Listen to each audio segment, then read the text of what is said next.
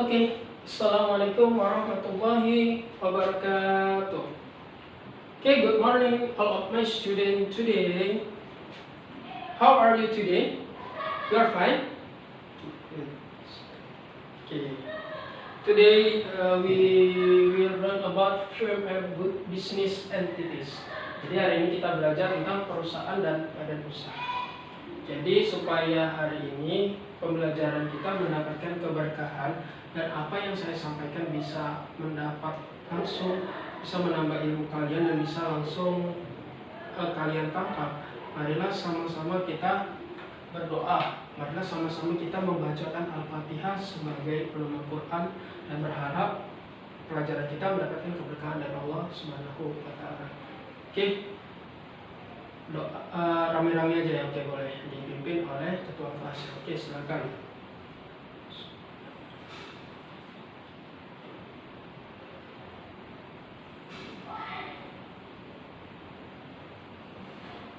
Oke, amin ya. Kita tadi sudah berdoa. Jadi what we learn today. Jadi sebenarnya pelajaran tentang badan usaha ini banyak, tapi fokus kita hari ini kita bahas ke pembagiannya ya. Jadi karena terbatasnya waktu, kita bahas tentang. Oke, pertama kita bahas tentang pembagian dari badan usaha. Oke, itu primary, secondary, tertiary sector firms. Oke, jadi badan usaha primer, badan usaha sekunder, dan badan usaha tersier. Lalu kemudian kita bahas tentang private and public sector firms. Oke. Badan usaha privat dan publik dan badan usaha publik. Dan yang ketiga kita bahas advantage and disadvantage of small and large firms. Oke, kelebihan dan kekurangan dari perusahaan besar dan perusahaan kecil. Dan terakhir kita bahas type of merger. Oke, sebelum kita belajar kita bahas dulu tentang perusahaan.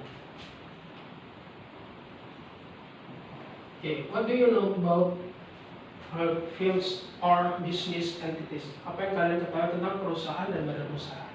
Oke.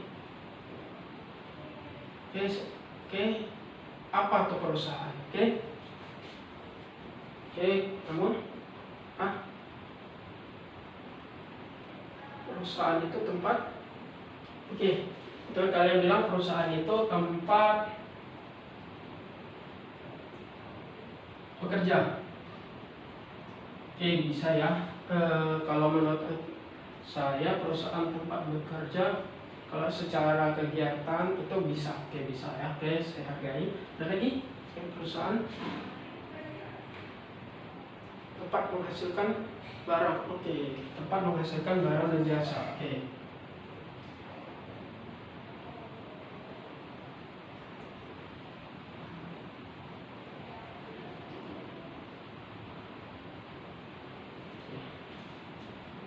Ada lagi? Oke. Yuk. Jadi ada teman kalian yang bilang perusahaan itu tempat bekerja, yang kedua tempat menghasilkan barang dan jasa. Jadi kalau kita merujuk pada pengertian di dalam ekonomi, perusahaan itu benar adalah ini yang kedua, tempat yang lebih cocok itu yang kedua, tempat menghasilkan barang dan jasa. Jadi perusahaan ini berbeda ya dari badan usaha. Perusahaan itu adalah tempat menghasilkan barang dan jasa. Kantor, pabrik itu disebut sebagai perusahaan. Sedangkan kalau badan usaha ini lebih ke aspek hukum dan ekonomi. Jadi misalnya kalian pernah dengar perusahaan namanya PT? PT itu seperti apa? PT itu apa? PT itu perusahaan besar yang oke. Ada lagi? PT, oke. Jadi PT baru satu contohnya tadi PT itu tempat. Nah, jadi PT itu nanti PT itu dia kata kuncinya adalah saham. Kita bahas di sini. Oke. Ada lagi yang memberikan pendapatnya tentang perusahaan, kan? Oke, kita bahaslah ke inti permasalahan kita pembagian badan. Tadi badan usaha lebih ke aspek ekonomi ya dan hukum. atau aspek yuridis. Oke. Kalau perusahaan ini dia lebih ke menghasilkan barang dan jasa, kalau badan usaha ini lebih ke cari keuntungan. Nah, aspek hukumnya tadi itu kan maka muncul PT, macam muncul CP, maka muncul dan lain sebagainya. Aspek ekonominya itulah tadi mencari keuntungan ya. Oke. Kita bahas ke pembagian badan usaha ya. Jadi yang pertama adalah badan usaha primer ya. Pertama, badan usaha primer, badan usaha primer atau primary sector first. Primer, dulu belajar kebutuhan ya. Primer apa sih? Primer itu artinya primary, prime. Prime artinya prime. What's the meaning prime in English? Prime is we can give meaning about prime is utama in Indonesia. Okay, prime itu utama ya. Jadi badan usaha primer ini adalah badan usaha yang itu adalah yang menghasilkan bahan-bahan utama untuk produksi. Bahan-bahan utama ini dalam istilah ekonomi disebut bahan baku ya.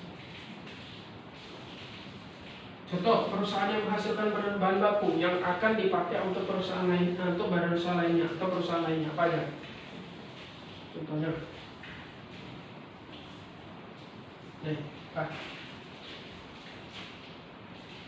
pertanian, oke, bisa pertanian ya. Contohnya pertanian.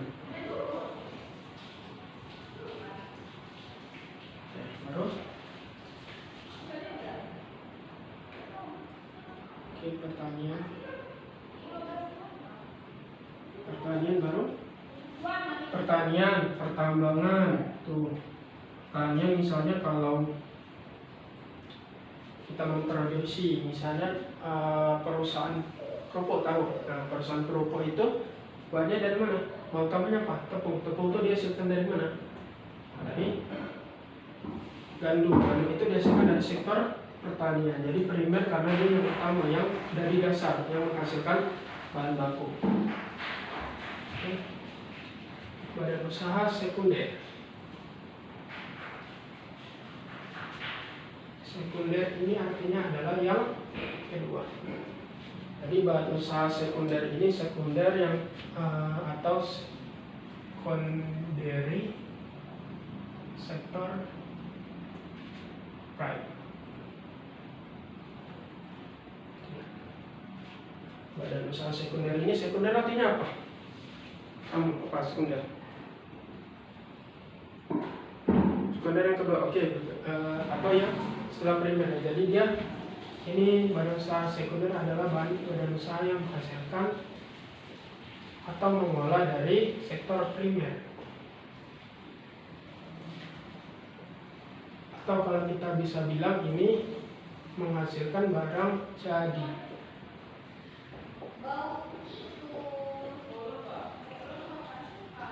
Menghasilkan barang jadi. Contohnya apa? Perusahaan manufaktur ya, industri pabrik ya. Contohnya perusahaan manufaktur, industri. Apa lagi? Perusahaan pakaian, oke, bisa. Perusahaan, oke, makanan, oke, bisa. Perusahaan otomotif dan sebagainya. Ya, jadi dia pokoknya menghasilkan barang jadi yang bisa dikonsumsi. Itu perusahaan badan usaha sekunder. Karena badan usaha tersier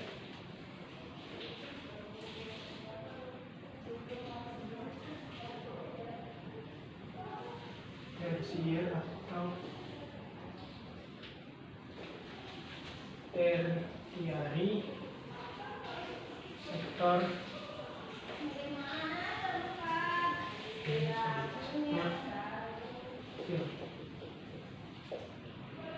ini dia yang menghasilkan jasa biasanya ya. Dia itu tidak terkait antara menghasilkan manajer, biasa dia menghasilkan jasa seperti perusahaan perhotelan. Apalagi Gojek ya, Gojek itu perusahaan apa? Transportasi. Oke ya, cari sendiri. Oke, itu tadi lah penderit tersier sektor. Oke, kemudian kita bahas yang kedua, prime dan sektor publik. Oke, privat dulu ya, privat sektor atau badan usaha privat. Oke. Privat ini artinya apa secara bahasa Indonesia? Pribadi. Lagi tertutup. Oke. Jadi badan usaha privat ini dia berkaitan dengan saham. Jadi badan usaha privat ini dia tidak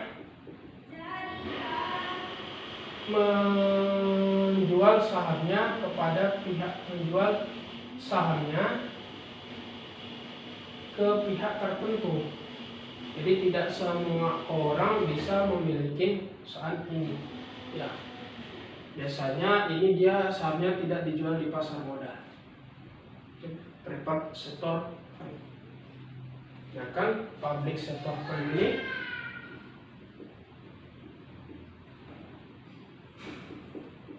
baru yang badan usaha publik. Nah yang publik inilah baru dia menjual sahamnya ke semua pihak, boleh siapa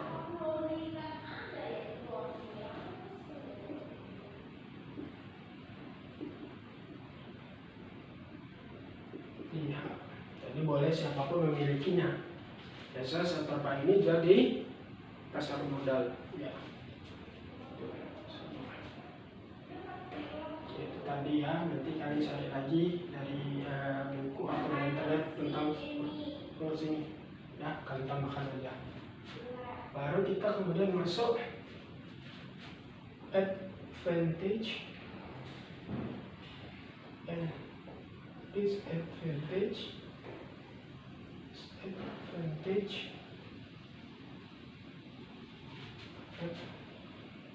of small and large firms.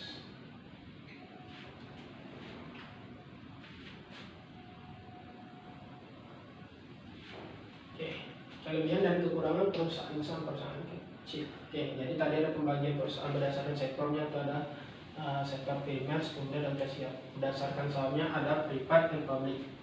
Dan ini ada berdasarkan cakupannya, ada perusahaan besar dan perusahaan kecil. Oke, ada di sini perusahaan besar itu apa? Oke, belakang apa perusahaan besar? Oke, ya, pabrik besar yang punya nama besar. Oke, jadi perusahaan besar itu adalah, atau badan usaha besar adalah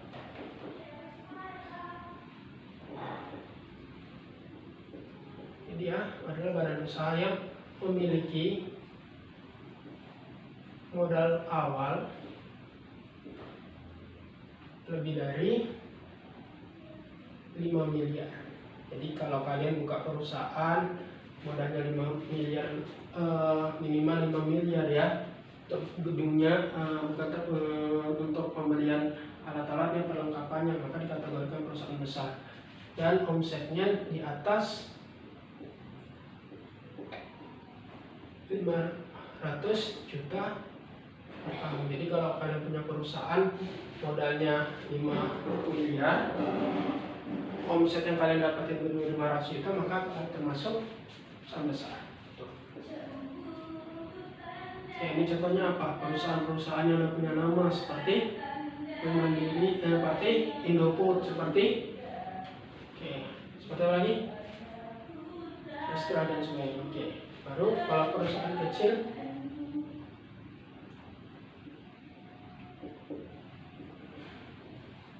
badan usaha kecil ini berarti dia Berarti memiliki, kalau perusahaan kecil ini berarti dia memiliki modal awal kas 5 miliar. Kurang dari 5 miliar dan omsetnya di bawah 500 juta per tahun.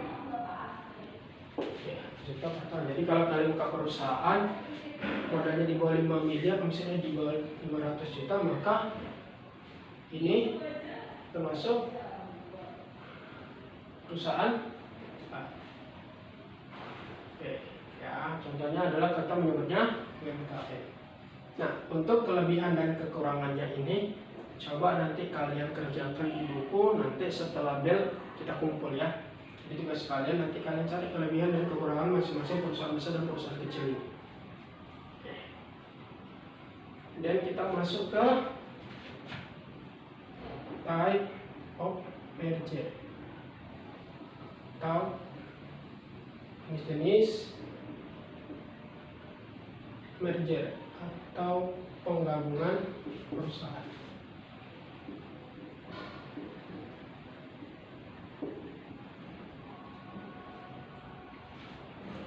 Nah, penggabungan perusahaan itu ada 3. Pertama ada penggabungan horizontal. Yang kedua penggabungan vertikal, dan yang berikutnya ada penggabungan konglomerasi.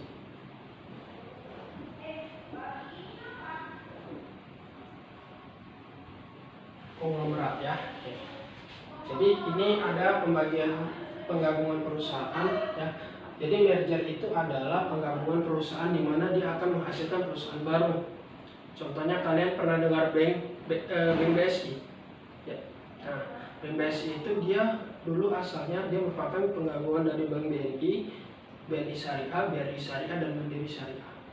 Oke, bank-bank ini kan dulu tahun 2021 ke bawah ada, tapi sekarang tuh nggak ada karena sebenarnya menjadi BSI, itulah disebut merger. Di penggabungan merger itu penggabungan ada 3, penggabungan horizontal, yang vertikal, dan penggabungan konglomerat. Nah, ini juga tugas kalian, silakan kalian cari dari, boleh pakai internet ya, boleh dari buku, dari manapun, silakan ya.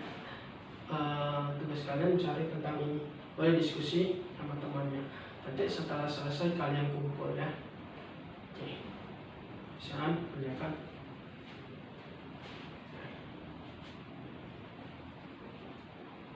Oke, sudah habis waktunya, udah bel, silakan kalian kumpul tugas yang saya bilang tadi. Ya, nanti dibaca-baca di rumah. Oke, itulah materi kita tentang Parent Business Entity atau perusahaan dan badan usaha. Pembagian jenis-jenisnya ya tadi.